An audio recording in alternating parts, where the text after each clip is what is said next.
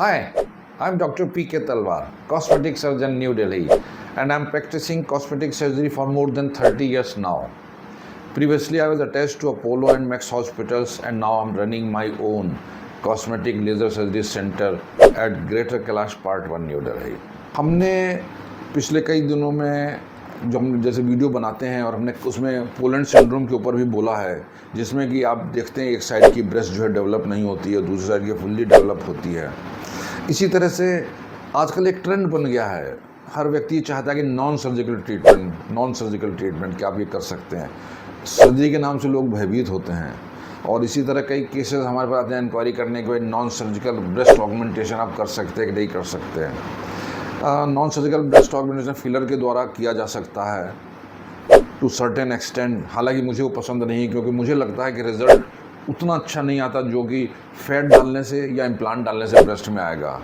ये मेरा अपना निजी मामला है और मैं इस पर कायम हूँ। हालांकि कुछ लोग फिलर डाल देते हैं, बट फिलर एक तो टेम्परेरी चीज़ होती है और उसमें वो वॉल्यूम नहीं दिखता जो कि हम देना चाहते हैं अपने पेशेंट को। खैर, इसके अलावा अब हमारे पास एक क्वेरी आई है एक बच्ची की, वो जानना चाहती है कि उसको पोलैंड सिंड्रोम है, क्या उसका नॉन सर्जिकल ट्रीटमेंट हो सकता है कि नहीं सकता है। तो देखिए, पोलैंड सिंड्रोम में जैसे कि हमने बताया, एक तरफ की ब्रेस्ट जो है वो डेवलप नहीं होती है, दूसरी तरफ की पूरी डेवलप होती है। तो इसको दोनों को बराबर करना बहुत ज़रूरी हो जाता है और इसमें हम जो अगर फिलर डालते जो है टेम्परेरी फिलर होगा, कुछ समय के बाद डिज़ोल्व हो जाएगा।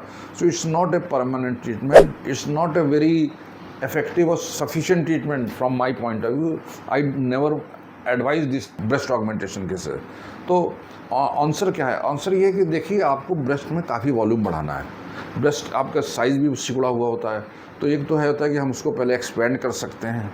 एक्सपेंशन के लिए हम उसमें टिश्यू एक्सपेंडर एक तरह का बैलून होता है, गुब्बारा होता है जो हम अंदर डाल देते हैं, उसको फिर पानी से फुलाते हैं। जब ब्रेस्ट सफिशिएंट फूल जाती है तब हम उसको हटा के उसकी जगह ब्रेस्ट इम्प्लांट डाल सकते हैं।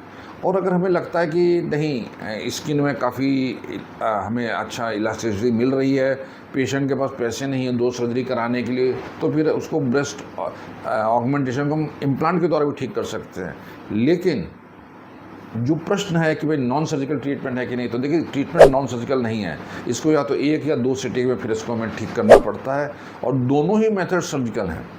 और मैं हर पेशेंट से बोलता हूँ कि नाम सर्जरी के नाम से मत घबराइए। आप सर्जरी जो है आपकी सेफ्टी के लिए, आपके भले के लिए होती है। आप जितने लोग सर्जरी कराते हैं, ऐसे उनका कोई फ़ायदा ही होता है। बीमारी है तो वो ठीक होती है, कॉस्मेटिक सर्जरी कराने तो आपको आपकी वेल बीइंग रहती है, आपकी बॉडी जो इमेज है, सेल्फ रिस्पेक्ट, सब बढ़ती है। तो आप हर व्यक्ति अगर ये कहे कि मैं नॉन सर्जिकल हर चीज़ हो तो वो हो नहीं सकता है। तो यही चीज़ पोलैंड सिंड्रोम पर भी सही बैठती है। तो मेरी ये राय है कि अगर आपको पोलैंड सिंड्रोम है, आप अपना टाइम और पैसा किसी और बेकार की चीज़ों में व्यस्त न करें। या कई लोग हर्बल लेते हैं, होम्योपैथी लेते हैं, वो सब बेकार चीज़ें हैं। एक्सरसाइज से भी आपको कोई ख़ास फ़ायदा होने नहीं वाला, लेकिन एक्सरसाइज जनरल अच्छी रहती है, हर चीज़ के लिए है, तो हम ये नहीं करेंगे आप मत करें। तो ये चीज़ें होती हैं, तो इसलिए मैं आपको एक ही चीज़ कहूँगा कि आपको सर्जरी के लिए जाना चाहिए। आपके शहर में कोई भी योग्य कॉस्मेटिक सर्जन है, आप उनसे संपर्क करें एंड गो फॉर सर्जरी, क्योंकि आपकी ज़िंदगी का सवाल है। आपको शादी करनी है और भी कुछ प्रॉब्लम्स आपको जो हैं शादी के बाद जो आ सकती हैं, वो भी आपको नहीं आएंगी। तो माई आंसर इज़ कि no, there is no treatment, non surgical treatment for Poland syndrome. You have to go for surgery and you should go for surgery. और अगर आपको वीडियो पसंद आया तो कृपया से लाइक और सब्सक्राइब करना ना भूलें। Thank you very much.